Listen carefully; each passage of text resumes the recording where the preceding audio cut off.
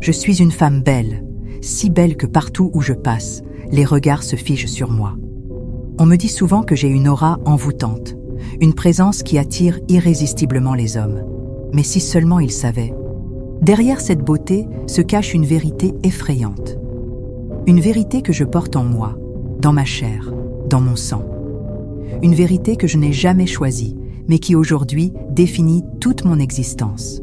Si tu écoutes jusqu'au bout, tu comprendras que derrière chaque richesse se cache un prix. Et moi, j'ai payé le mien, dans la douleur et le sang. Je suis une jeune femme ambitieuse, mais je viens d'un quartier très pauvre. Ma mère était vraiment démunie, et en grandissant, nous avons vécu dans un environnement brisé.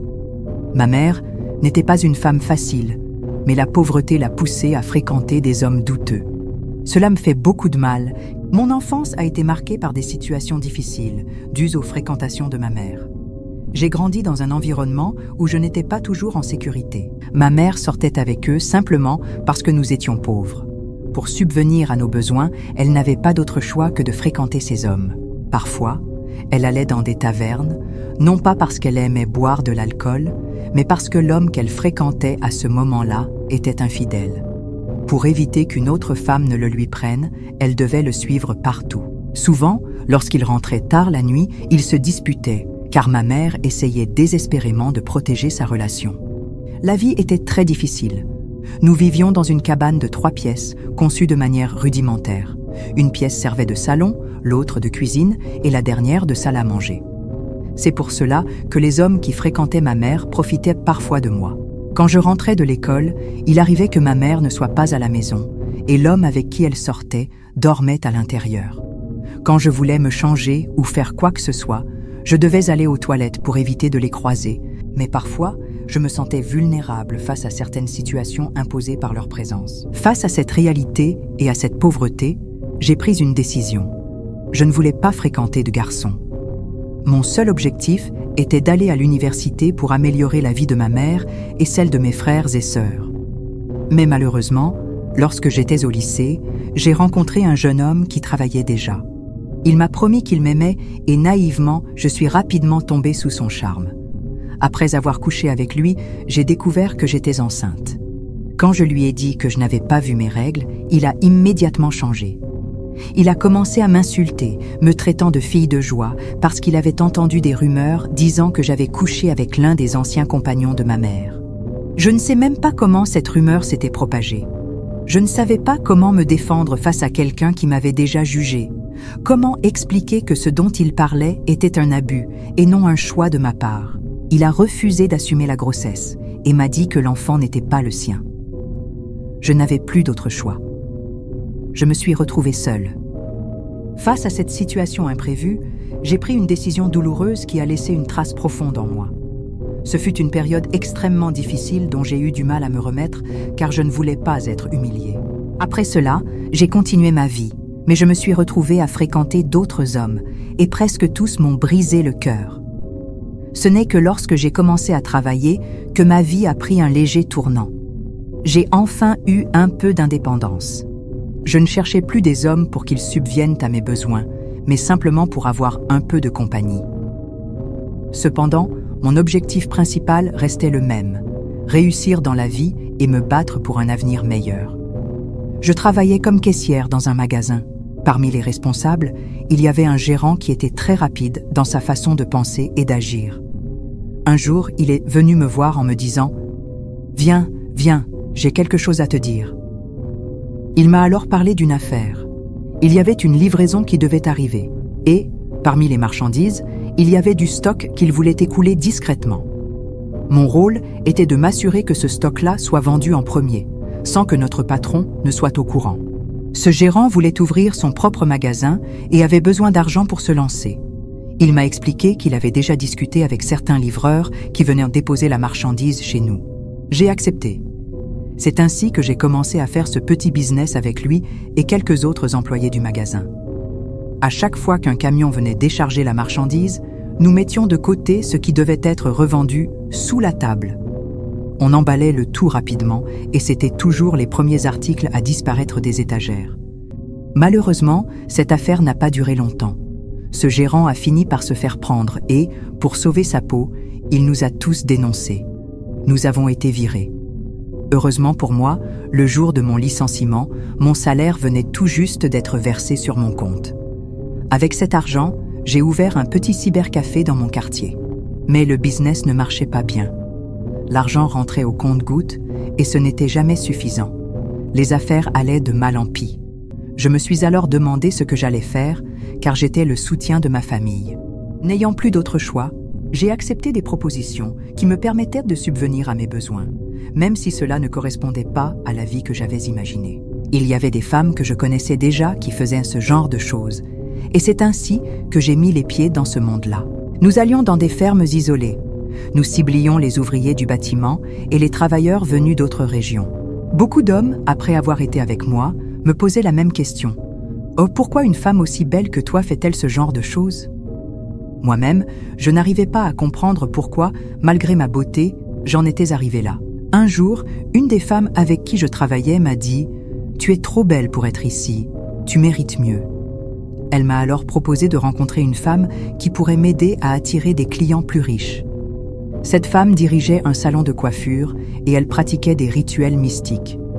Nous sommes allés la voir, mais en arrivant, elle s'est énervée contre mon amie en disant « Tu connais mon règlement, pourquoi viens-tu à mon travail? Je ne mélange pas mon business avec mon salon. » Nous sommes donc repartis et avons attendu la fin de sa journée de travail pour aller chez elle. Quand nous sommes arrivés à l'appartement où elle louait, tout était déjà préparé pour nous. Dans la salle de bain, des bougies étaient alignées et il y avait un liquide étrange, directement venu du Nigeria. Elle m'expliqua que je devais me laver avec ce liquide. J'ai suivi ses instructions et suis entrée sous la douche. Dès que j'ai commencé à me laver, j'ai remarqué que l'eau qui coulait de mon corps était noire. J'étais choquée.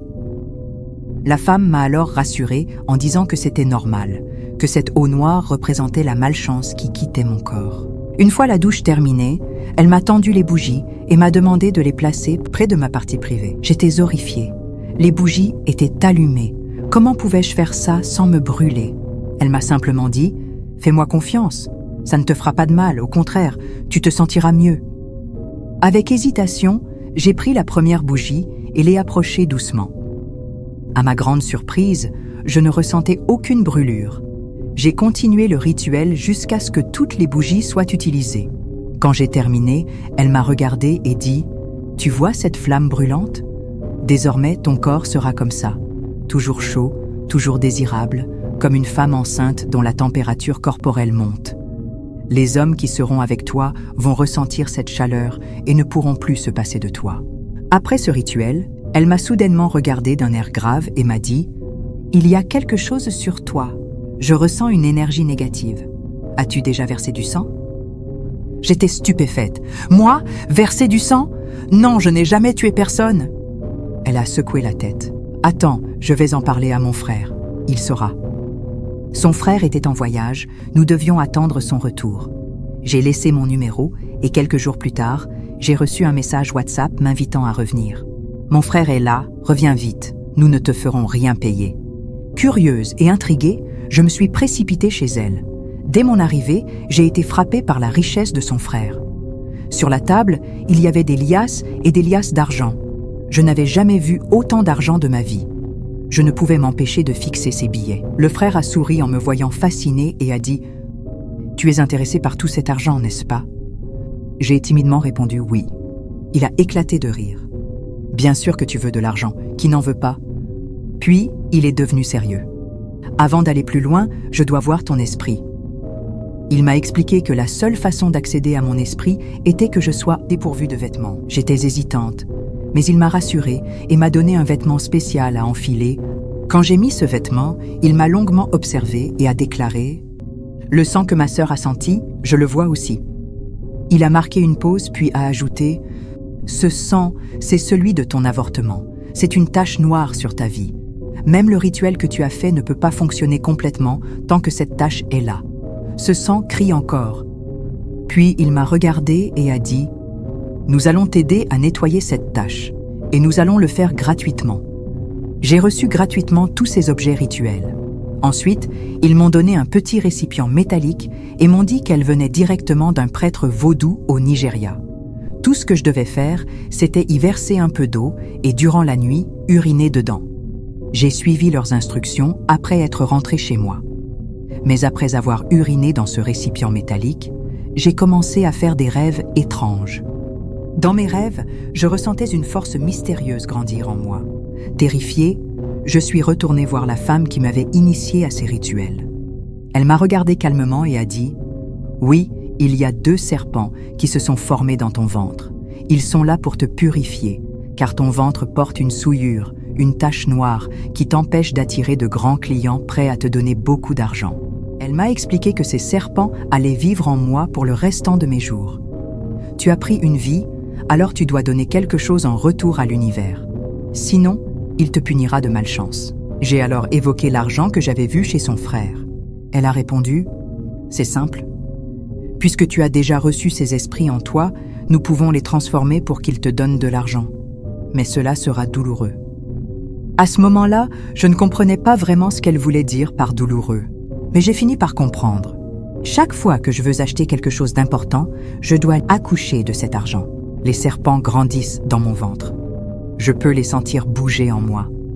Et quand ils sont prêts à me donner de l'argent, je ressens une douleur indescriptible. Une douleur bien plus intense que celle d'un accouchement normal. Pour que cela arrive, je dois me lever du lit, m'accroupir et laisser ces serpents sortir par ma partie privée. Une fois sortis, ils glissent sur mon corps jusqu'au niveau de mon cou et commencent à vomir des liasses de billets sur le sol. Ma vie est devenue un enfer. Je ne peux même plus contrôler mes pensées. Récemment, j'ai eu une obsession pour une Range Rover. Impossible de chasser cette envie de mon esprit. Le désir ne cesse de grandir en moi jusqu'à ce que les serpents bougent dans mon ventre comme lorsqu'ils sont prêts pour faire sortir de l'argent. J'ai compris alors qu'ils ont préparé l'argent pour ma voiture. Mais pour l'obtenir, je dois encore endurer cette douleur insoutenable. Ces rituels, je les ai subis parce que j'avais détruit une vie et désormais, chaque fois que je veux améliorer ma vie, je dois passer par cette souffrance constante. Grâce à cet argent, j'ai pu changer ma vie. J'ai abandonné mon petit cybercafé et j'ai acheté une maison en cachette pour ma mère. Le jour où la maison était prête, je lui ai demandé de me suivre sans lui dire où nous allions. En arrivant, nous sommes entrés dans le quartier, puis dans la maison.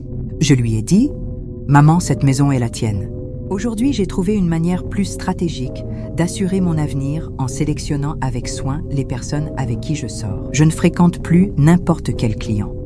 Je ne m'occupe que des hommes riches, ceux qui ont de l'argent. La plupart d'entre eux ne savent même pas que ce n'est pas moi qui les retienne, mais les charmes qui ont été faits sur mon corps.